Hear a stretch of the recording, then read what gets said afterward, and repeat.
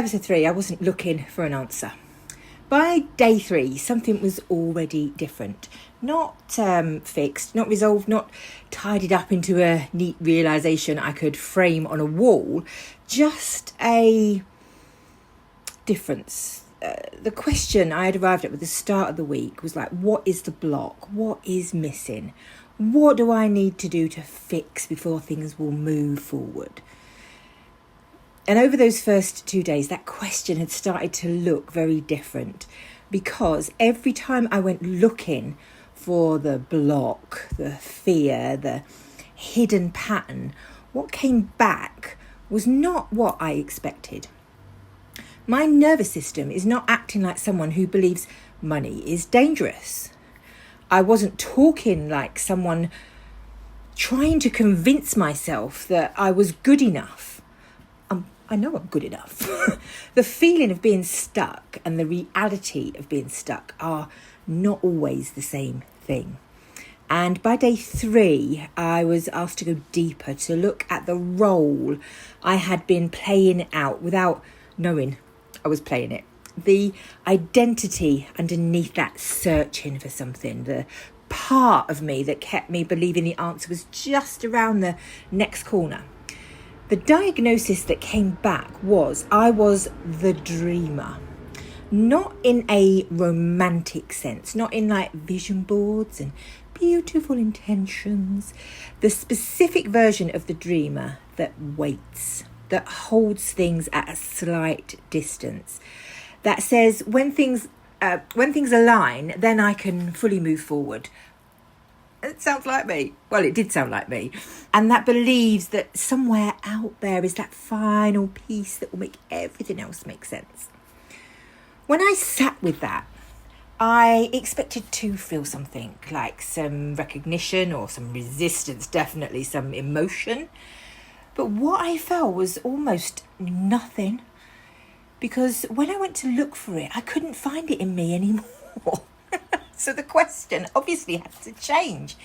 Instead of where did this role cost me, I was asked something easier and far more powerful. What do I no longer do? And one line came up from somewhere inside me that I had not planned to say. It just came out. I no longer spend hours trying to find the missing answer.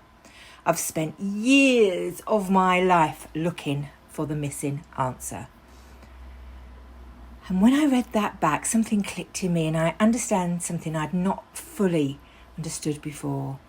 Every time I went looking for the missing answer, I was unconsciously handing my authority away to a teacher, to a coach, to a course, to a method, to a system, to the future. Meanwhile, my own wisdom was sitting there the whole time saying, can we just move now? What came back named what had actually shifted. I no longer believe the answer is outside of me. Bullseye. And then something else came out of me. I am the director in my own movie. I am love. I am consciousness. I am connected to all of it. So I am it. And then I laughed, because as I announced this to my cats, that I was now the director of my own movie. And if they wanted their breakfast early tomorrow, they could go and live somewhere else. Their response was to demand a second dinner immediately after they'd already just had their first early. I have to say, having 3 cats, that felt about right. And then something else arrived that I want to be honest about. Earlier that year, I had attended a masterclass with someone called Peter Sage. And there was a place on his program that I really, really wanted. His marketing was top notch. And then it wasn't the right time for me. But that week, I stopped gripping.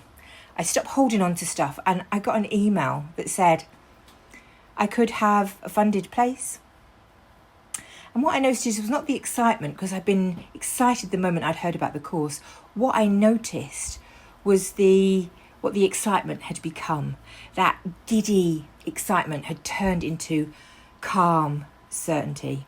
Before, it would have been frantic. There might have been lots of applicants. What if someone else gets it? What if I miss out? Now, it was just quiet. It was available, and that is not the same thing. And I realised that is what surrender actually feels like. Not giving up, not letting go of what I want. I still clearly know what I want. I'm still moving towards it, just without the wrestling and the gripping and the needing to force reality to the floor to make it happen. I no longer need to find the missing answer. I no longer believe the answer was outside of me. And that is a completely different place to live from. And I tell you what, it has been amazing. I don't think this is just my story. I think this might be yours too, which is why I'm sharing it. The next episode is called I Already Had What I Was Looking For. Please subscribe so you don't miss it. It will be coming out this week.